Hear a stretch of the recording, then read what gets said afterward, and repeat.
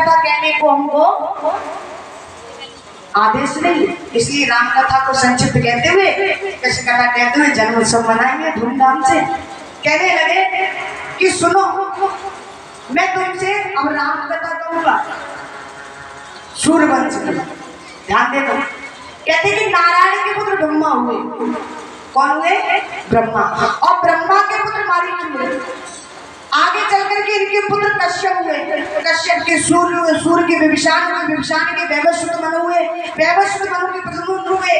आगे चल करके इसी वंश में राजा नवग हुए, नवग के नाभाग हुए, नाभाग के अम्बरीश हुए, अम्बरीश के आगे चल करके इसी वंश में मानधाता हुए, मानधाता के मुचकुंद हुए, और मुचकुंद के त्रसंकु हुए, त्रसंकु के आगे चल करके हरिश्चंद्र हुए।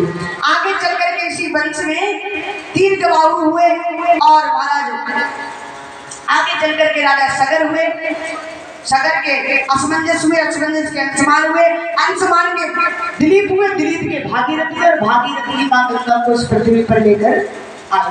आगे चल करके इसी वंश में, सूर्य वंश में राजा अज हुए, अज के दशरथ हुए, और दशरथ के 4 पुत्र हुए, राम, लक्ष्मण, भरत और शत्रुघ्न।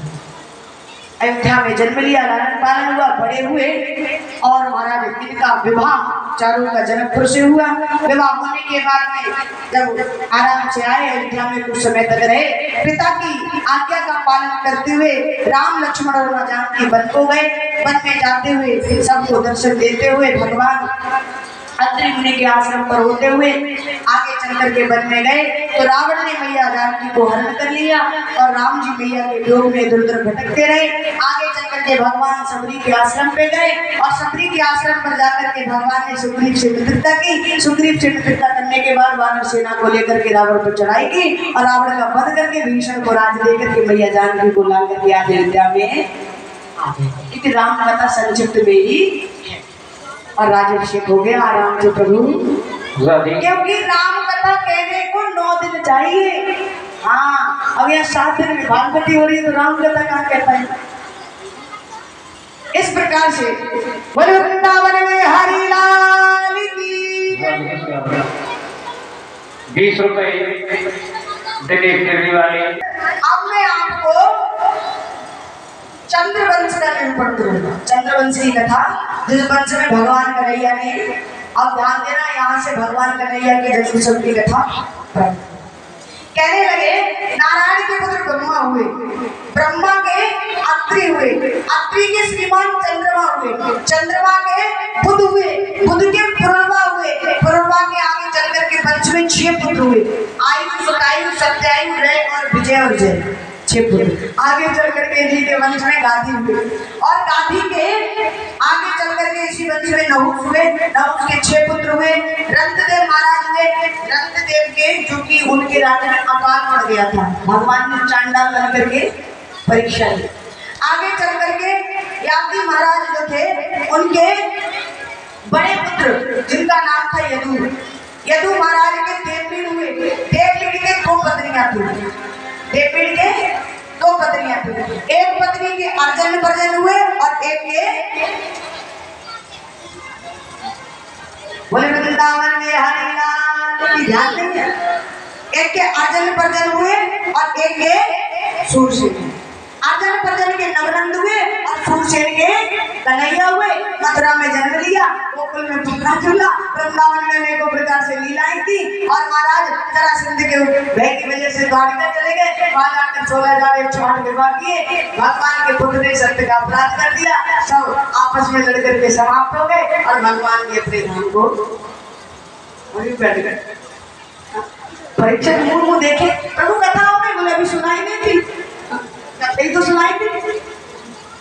परीक्षित हंसकर कहते, प्रभु आपने राम कथा संक्षिप्त में कही, तो मैंने आपको कुछ नहीं कहा, लेकिन कृष्ण कथा तो विस्तार से सुनाओ। मैं जिन कन्हैया ने, जिन परम पिता परमेश्वर ने मेरी माँ के गर्भ में जाकर के मेरे प्राणों की रक्षा की, उस परमात्मा की कथा संक्षिप्त नहीं सुनी। स्वामी सुखदेव जी महाराज कहते, राजन आज 4 दिन हो गए, 4था दिन है, ना तुमने जल लिया, ना भोजन किया, भूख प्यास लगी होगी, जल भोजन पानी। ऐसे कथा नहीं होती जैसे हम और आप करते हैं, 2 घंटे बैठेंगे तो यूं करेंगे, हाँ नॉन स्टॉप हुई थी, 7 दिन तक दिन और रात कथा चली थी, कोई उठा नहीं था ना स्वामी सुखदेव जी महाराज और ना परीक्षित जी। अरे आप 3 घंटे में करवट बदलते तो का प्रभु जिस जगह अमृत को पीने को मिल रहा हो, अमृत का पान करने को मिल रहा हो, तो भला पानी पी के मुंह क्यों भी रहे? प्रभु अब ना मुझे भूख लगती है ना प्यास लगती है, आप तो कथा कहो मैं कथा सुन। स्वामी सुखदेव जी बोले राजन मैं भी ये देख रहा था कि तुम्हारा मन कथा में है या नहीं। आज कहने लगे मैं तुमको विस्तार से कथा कहूंगा, ध्यान देना। मथुरा के एक राजा थे जिनका नाम था उग्रसेन, जिनकी एक पत्नी थी जिनका नाम था पवनस्त्रा। कोई संतान नहीं थी। पुत्र कामेष्टि यज्ञ कराया और यज्ञ के द्वारा जो प्रसाद मिला उसके द्वारा मैया गर्भवती हुई पवनस्त्रा। एक दिन ऐसा हुआ गर्भवती मैया जंगल में घूमने को गई, विहार करने को, तो एक दुर्मिलिक नाम का राक्षस था, उसकी छवि पड़ गई। इतने छवि आ गई। अब मैया को लगा कि राक्षस की छवि पड़ी है, तो मैया बोली इस गर्भ को मैं नष्ट कर दूंगी। तो उस राक्षस ने कहा हे माँ तो इस गर्भ को नष्ट मत करना, इस पर मेरी छवि पड़ी है तो ये राक्षस तो होगा, लेकिन राक्षस होने के साथ साथ विद्वान और बलवान भी। दूसरी बात इसको मारने के लिए, इसका वध करने के लिए साक्षात भगवान नारायण इस धरा धाम पर अवतार लेकर के, तो इसको नष्ट मत करना। इतना कहा तो मैया ने वो गर्भ धारण करके रखा और समय जब पूर्ण हुआ तो मैया ने एक बच्चे को जन्म दिया। समय अनुसार नामकरण संस्कार कराया तो ब्राह्मणों ने उसका नाम कंस रखा। और जब नामकरण संस्कार हुआ तो कह दिया ब्राह्मणों ने राजन यदि तुम इस पुत्र को अपने घर रखोगे तो एक दिन ऐसा आएगा कि तुम्हारे पूरे वंश को नष्ट। अब राजा कृष्ण को डर लगा और राजा ने क्या किया, एक लकड़ी की पेटी बनवाई, उसमें बंद करके और यमुना के जल में प्रवाह कर दिया।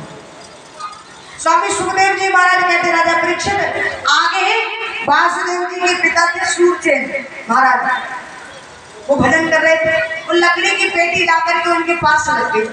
अब उन्होंने जैसे ही खोल कर देखा तो उसमें एक सुंदर बच्चा, उसको ले गए, ले जाकर के लालन पालन किया, पालन पोषण किया।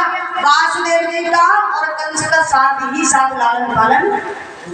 धीरे धीरे जब बड़े हुए उधर नारद जी को लगा कि लीला किसी भी प्रकार से बड़े, सो आगे नारायण कंस महाराज आपको पता है आपके पिताश्री कौन है? हाँ बोले है ना ये सूरसेन महाराज। नहीं नहीं भाई मेरा लालन पालन बचपन से मैंने तो इन्हीं को देखा है। पूरा वृतांत बता दिया, इस प्रकार से तुम्हारे पिता ने ये किया, तुम्हारे पिता उग्रसेन है।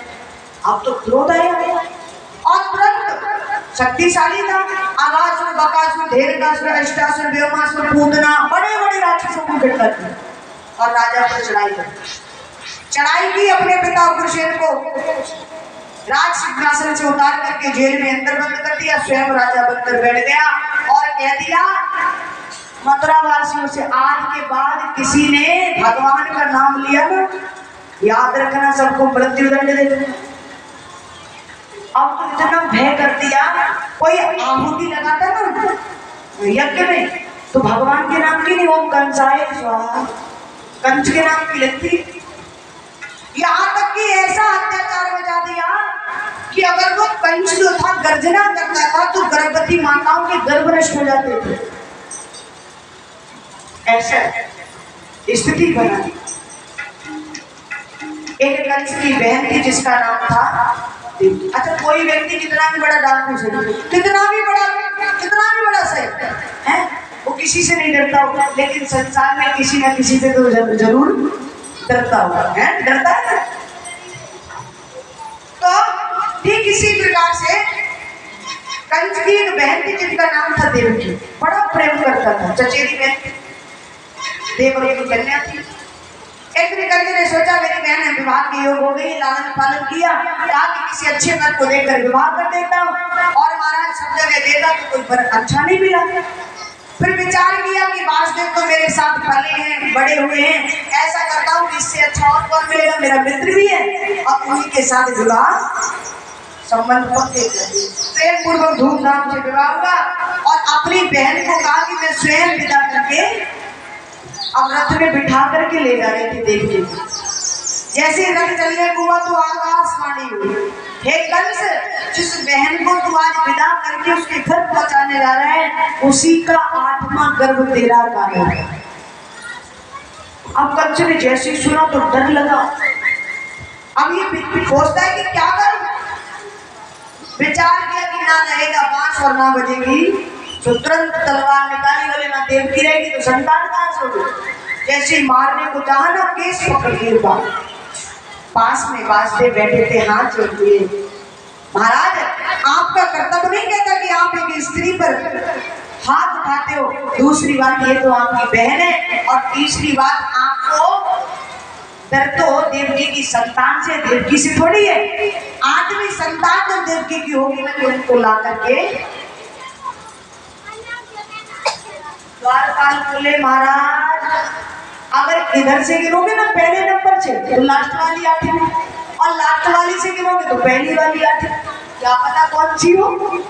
हाँ बोले बात तो ठीक, ताकि देखो मारूंगा तो नहीं, लेकिन तुमको मेरी एक शर्त मंजूर करनी पड़ेगी, जब तक आपके 8 संतानें नहीं हो जाती तब तक आपको हमारे जेल में रहना। और हमारा जेल में डाल दिया 7 तालों के अंदर, हाथों की मेहंदी भी नहीं छुपी थी मैया की,